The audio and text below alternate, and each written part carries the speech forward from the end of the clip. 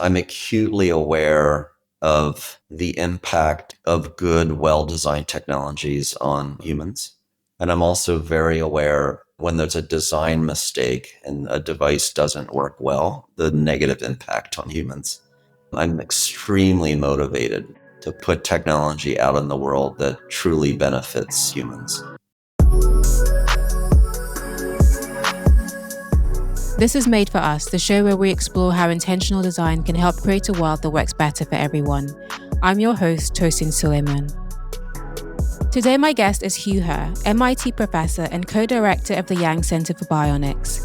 Named the leader of the Bionic Age by Time magazine, his work focuses on creating bionic limbs that emulate the function of natural limbs. But growing up, he had a different obsession.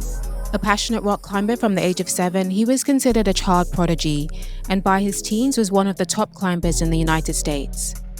In this conversation, he tells me how a mountain climbing accident at the age of 17 changed his life's mission and made him realize the power of technology to rehabilitate and even extend human capabilities. We talk about the big breakthroughs that have come out of his lab at MIT, including the first bionic leg completely controlled by the brain, and he shares how he's working towards a world where there's equal access to prostheses. Here's our conversation. Hugh Herr, I'm a professor at MIT. I direct the biomechatronics group in the MIT Media Lab. I also co-direct the K. Lisa Yang Center for Bionics at MIT. So let's imagine you're on a plane, you're sitting next to a random stranger, and they ask you what you do. How would you describe your work to them? We develop technology, bionic technology that attaches to the body or is implanted inside the body that augments human physicality. So that technology can be used for assistance for persons with some type of limb condition, like amputation or paralysis, or the technology can be used to augment human capability beyond innate physiological levels. So it's been really fascinating learning about the mission of your lab and reading your recent papers. You clearly spend more time than most people thinking about the future. So I thought we could begin there. Could you paint a picture of the world that you and your team are working towards? My team at MIT, we're focused on a future world in which technology is so beautifully integrated into human physiology that the technology itself, the design itself, becomes part of the person and ceases to be a mere tool, like a hammer is a tool. So what we're discovering in the field is when you beautifully connect electromechanics with human physiology, enabling a person to think and to affect the mechatronics and to actually feel the mechatronics as a natural percept. The mechatronics becomes part of the person's body. When you ask them, what is your body? The individual that has this bionic bidirectionality with their nervous system states that it's part of them, it's part of their body schema. So that deep level of integration leading to embodiment is a future goalpost that we're working towards. And so what does that look like, say, 20, 25 years from now? What can we expect the world to look like? Yeah, so we're in the business of rebuilding bodies, not just more and more powerful AI-driven technology. So our work is an example where we put humanity into technology, where humanity is in control, and where it's crystal clear that humanity is being serviced by the technology. That's truly in benefit of humanity.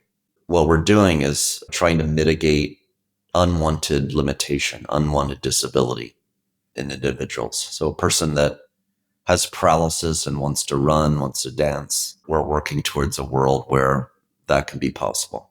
Imagine a future world in which any human limitation that's unwanted by the individual can be mitigated or eliminated. And you had an interesting prediction about the Olympics. Can you share what that was? Yeah, so what's interesting, I predict that will occur in this 21st century is there'll be many technologies invented that augment human physicality. So you can imagine exoskeletons that allow persons to run faster than innate biology can allow. You can imagine technology that allows humans to climb mountains better than ever before. So just as we had the invention of the bicycle that led to cycling, we're going to see all these human augmentation technologies that lead to completely new sports: power running, power climbing, power swimming. This new Bionics era will unleash a very exciting stories in the domain of humans and sport.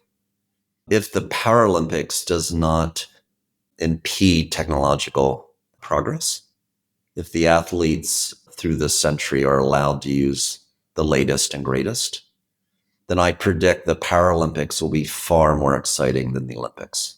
The Olympics will be like, oh, that's what boring regular bodies can do. And the Paralympics will be this human machine bionic augmentation that'll be very exciting.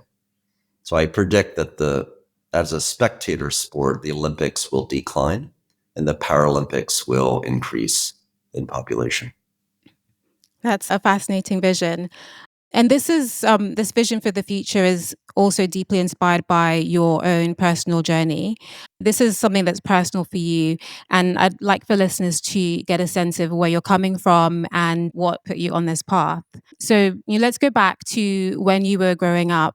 You had another, I guess, singular obsession back then, and I understand it wasn't school. What was your main preoccupation at the time, and what were your ambitions? Yeah, I started climbing at the tender age of 7. I started mountain climbing and absolutely fell in love with the activity or sport. And through my tweens and teenage years, I was obsessed with climbing. And by the age of 15, 16, 17, I was one of the top climbers in the United States. I was so obsessed with the extreme sport of climbing that I did everything to get out of the classroom. Went to vocational school simply because it afforded me 3 hours for lunch break where I would go climbing mountains. So when I was 17, I was in a mountain climbing accident and suffered severe frostbite. And after months of struggle, my medical team could not save my biological tissues, and both my legs were amputated just below my knees. So I've been using prosthetic limbs or bionics for a very long time, since 1982. And could you talk about what the rehabilitation process was like?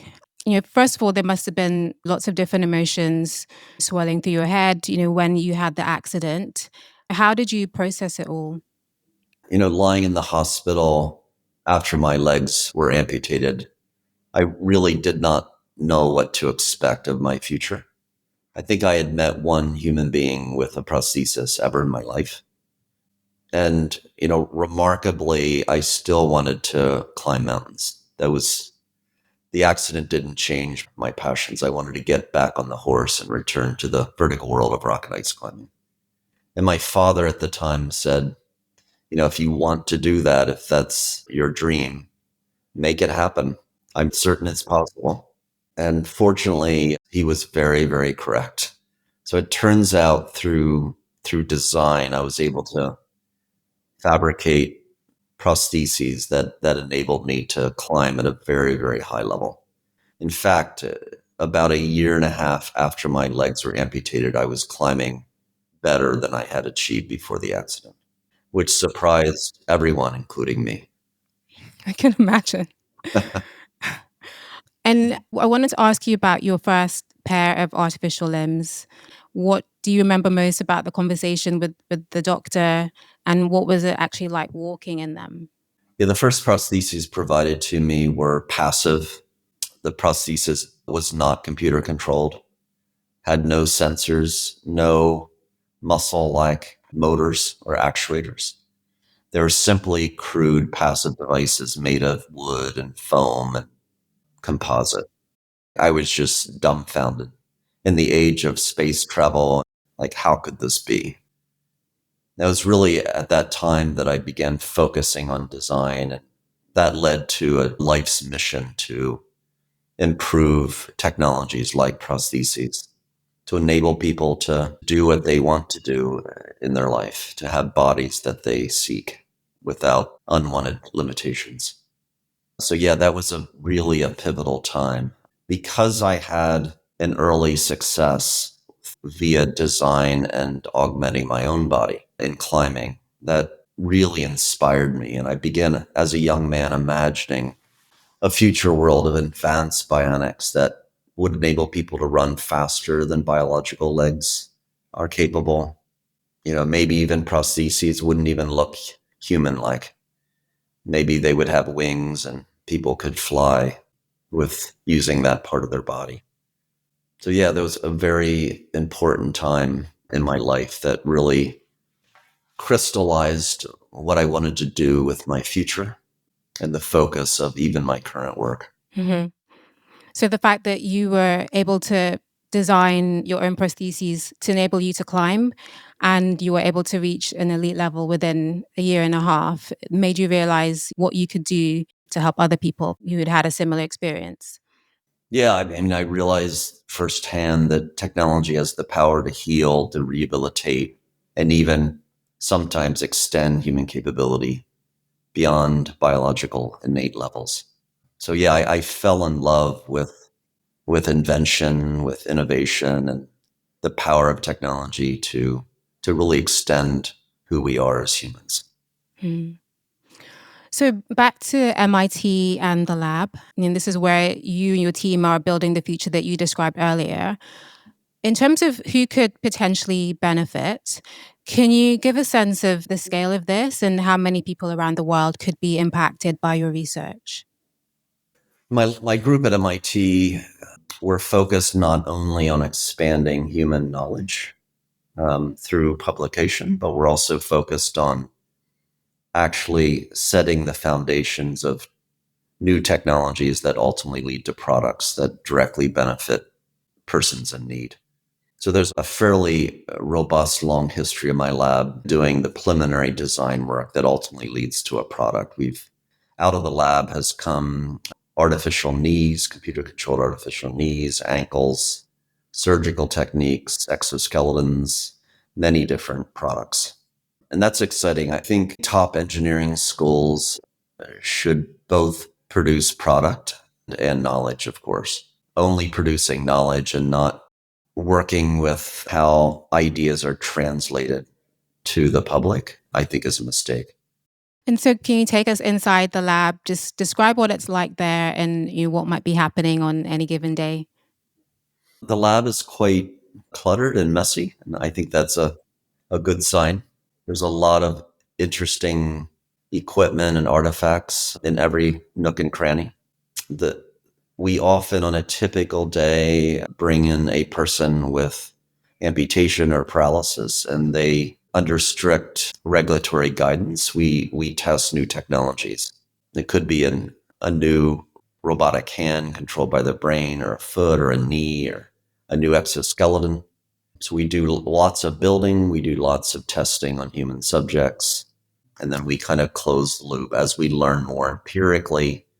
That feeds back and we change our models and our designs and we rebuild and we go through this iterative process. Can you talk about, what have been the key areas of focus that have led to your biggest and most surprising breakthroughs?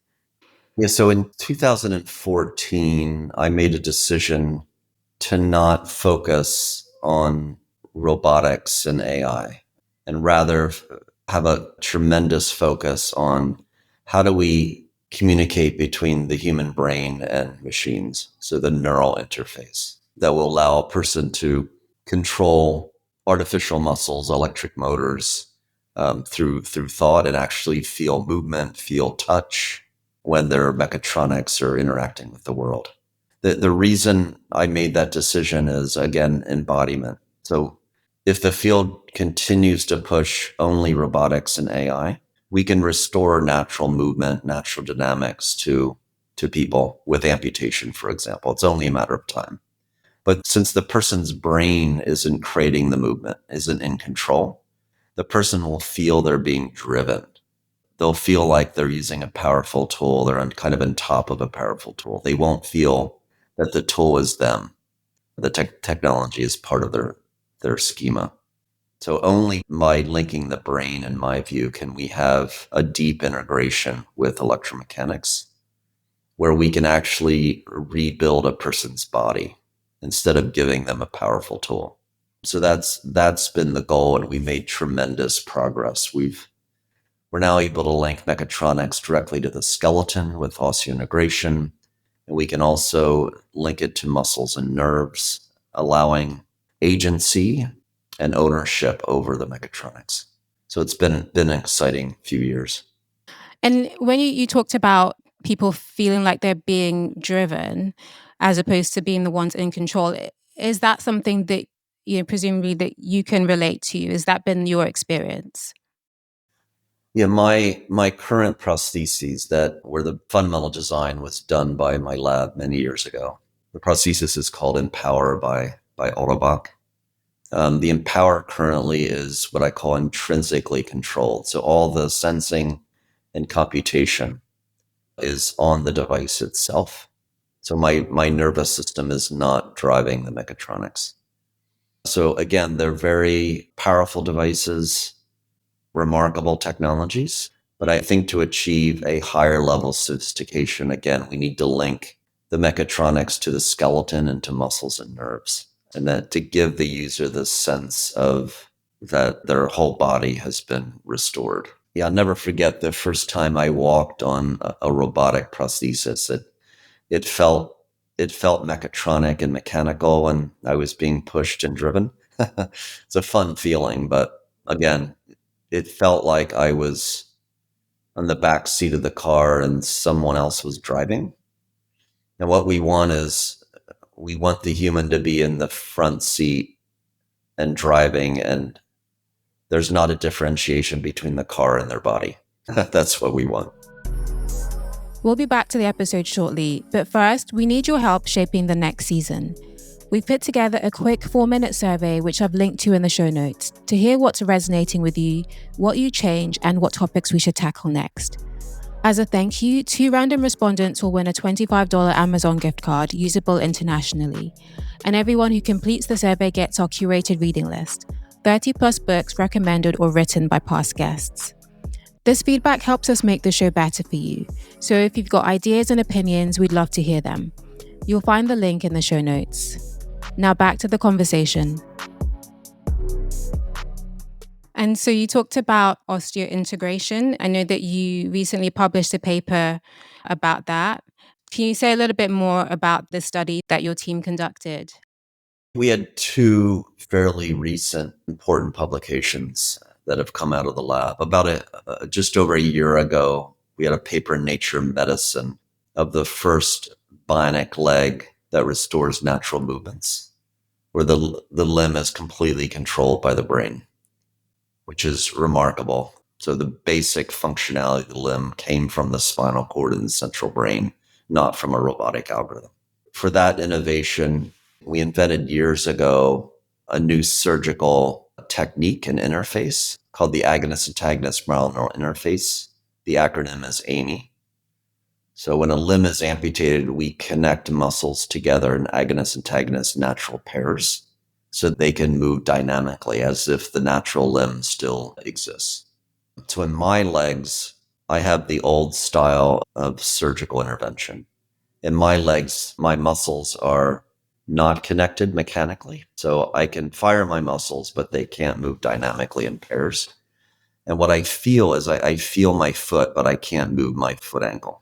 It's like my foot is in cement. So what we've done is connected muscles in natural pairings. And after the surgery, the person thinks and moves their phantom limb, and the muscles physically move and send to the brain information of length, speed, and force.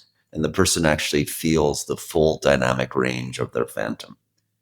We then put sensors and we record from those muscles and decode the signals to control the biomimetic prosthetic joint to move as the person intends. So not only do they feel the movement, but when they look down, they see the robot moving exactly as they intended.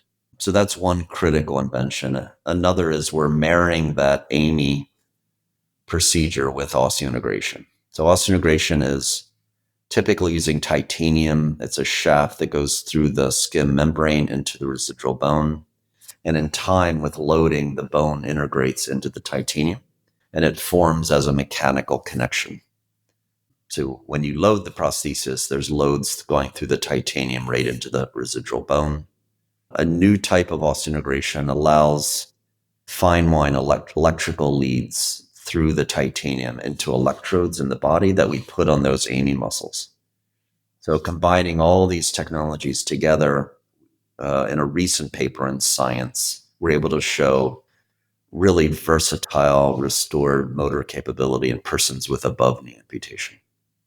So we're just adding more and more surgical, regenerative implant technologies, control systems, and really having this tissue integrated prosthetic paradigm that restores not only movement and sensations, but embodiment. Wow. So each innovation they sort of build on each other. Is the goal that in the future, anyone who wants to will be able to access these really advanced prosthetics? Yeah, absolutely. The soft tissue work, I mentioned the AMI, that's already a product, if you will.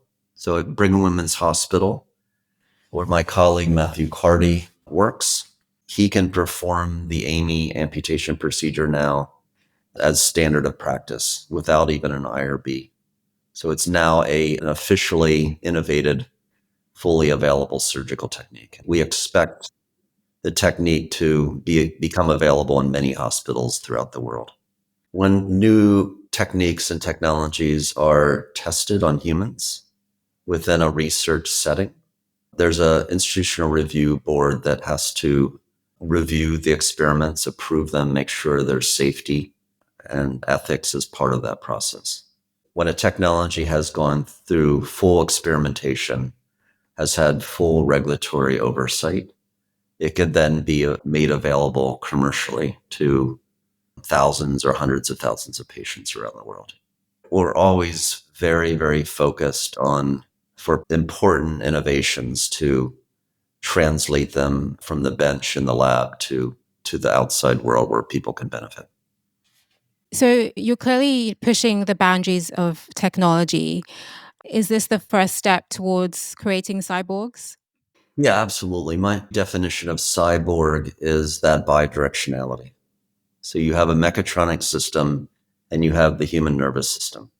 To connect them bidirectionally, where a person can think, input information into the mechatronic system, into the computers, and also from sensors on the mechatronics, that information is put into the human nervous system. That bidirectionality I define as cyborg. So for a human to have agency, to think and have volitional control over a design construct and to feel the construct as part of self is a cyborg interaction. So yeah, absolutely. As we close the loop, if you will, in the lab, we're creating future cyborgs. And what does this mean for you and the prosthetic devices that you're currently using?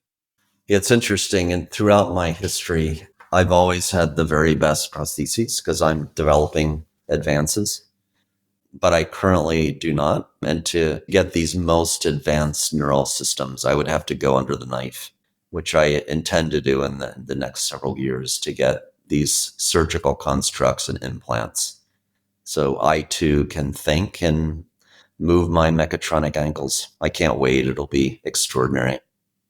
Amazing. So I understand that a lot of what's developed in the lab that you often sort of test the prototypes yourself. Your former student David Senge wrote in his book that by offering your body for your team to experiment on, you enable them to do something profound. Can you share the philosophy behind that? Yeah, the fact that I used Bionics is beneficial for a few reasons. One is I'm acutely aware of the impact of good, well-designed technologies on humans. And I'm also very aware when there's a design mistake and a device doesn't work well, the negative impact on humans. I'm extremely motivated to get it right, to put technology out in the world that truly benefits humans. Another reason it's a benefit is, as you stated in lab, when I'm able, I'm often the first guinea pig. So I test the devices. And because I understand the devices, I understand the prototypes, and I can feel it, I'm able to debug the prototype faster than anyone. So I can say, oh, change that gain or do this. So that is a superpower that I have. It's fantastic. And I wonder how you cope with failure. I'm just curious if there have been instances where you were convinced something would work and it didn't, or perhaps other people told you you'd fail. I don't have a typical view of quote unquote failure. I don't even use that term. To me, it's about exploration and adventure. When an experiment produces something that it's unexpected, when it doesn't work, in my view, that should be celebrated because you're one step closer, pun intended, towards a solution. So when something surprising happens, that's how a lot of great science is done, by accident. So that's not a failure. I mean, to be successful, we have to take extraordinary risk, and we have to be willing to take risk and be surprised by the world, or we won't have success. So to me, it's about a creative lab, a creative institution allows for risk and allows for exploration. It's essential. So, another challenge is access and affordability. I was just wondering what proportion of the addressable market can afford these advanced prosthetic limbs that you're developing in your lab? Yeah, the fraction of the population that can gain access to really advanced bionics is far too small. It's a very critical problem. We do everything we can to develop new technology that will fall into standard reimbursement strategies. But sometimes, of course, that's not the case, and we have to convince the payer, either government payers or insurance, private insurance, that they should cover the new technology. And that's a multi-year effort and very challenging. That's kind of in highly developed, technologically developed nations. In parts of the world, getting any prosthesis is challenging. Parts of the world that are poor, the individuals and the citizens often don't have access to prostheses at all. So we have an effort in Western Africa and Sierra Leone, Africa, to actually make robust and strengthen the orthotics and prosthetics sector within the country. And that's a very, very exciting effort. We have a multi-pronged effort improving supply chain, infrastructure, technology, and education. So all four of those pillars we call the SITE, an acronym SITE, are critical to really establishing an O&P sector that's sustainable. So we're first implementing it in Sierra Leone, and when we're successful, we want to translate our site model to other parts of the world. But it's just a note. It's unacceptable, of course, that only certain technologically advanced nations should have access to essential life affirming prostheses. In other parts of the world, there's little to no access. We have to work towards a world where there's uniformity and access. And I think you visited Sierra Leone yourself. Can you say more about the challenge that they're facing and, how many people could ultimately be impacted? When our effort began, there was one working trained clinician in the entire country, and upwards of estimates are approximately 30,000 people with major limb loss, many individuals from the brutal civil war that ended in 2002. So, one clinician for 30,000 people, completely unacceptable. When we arrived, much fewer than 1% of that population had prostheses at all. And often that 1%, the prosthetic components were 20 years old, 30 years old, and the prosthetic device is simply falling apart. Building a healthy orthotics and prosthetics sector in a place like Sierra Leone is non-trivial. Its supply chain, it's very hard to ship into the country. The infrastructure was very unstable when we arrived. And then technology. So there's many examples in places like Sierra Leone where unsafe technology is being used. There might be a project on 3D printing where the material degrades in the presence of water. There's a monsoon in Sierra Leone. It's unsafe.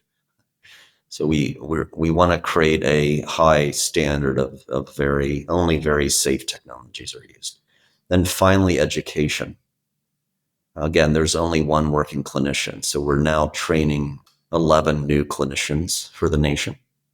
And we intend to expand that to 25 new clinicians. It's really cool when you train a young person on how to build a brace or orthosis or a prosthesis. They're young and they'll work until they're 60, 70 years old. So the impact you can have is enormous through education. And I heard you say that you would need to raise about 100 million to realize this vision.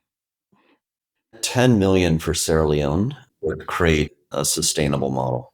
100 million, we can scale it across many, many countries. So yeah, it's interesting. We can go to generous philanthropic donors, and one donor may care about Mexico and another India. We can sort of raise those funds and repeat our model in many regions of the world. And so when you look back at your younger self when you were 17 and where you are today, what surprises you most about the journey? I'm surprised how far we've come. I'm very pleasantly surprised. It's amazing what human creativity and a lot of energy can produce. It's super fun. And we're at such a critical mass now. The next few years will be very exciting because we have all these different fields and coming together and coalescing to a level of Bionics that we've only seen in Hollywood films. So it's going to be a really exciting time moving forward. Well, Hugh, it's been a pleasure having you on the show. Thank you so much for taking the time to do this. It's been a pleasure and honor to speak with you today.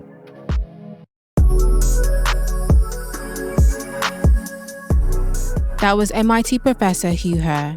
If you'd like to learn more, I've included links in the show notes to the Biomechatronics Group and the Yang Center for Bionics at MIT. Thanks for joining me on this episode of Made for Us. Please do take a moment to share your feedback in the survey, which is also linked in the show notes. I'm Tosin Suleiman. See you next time.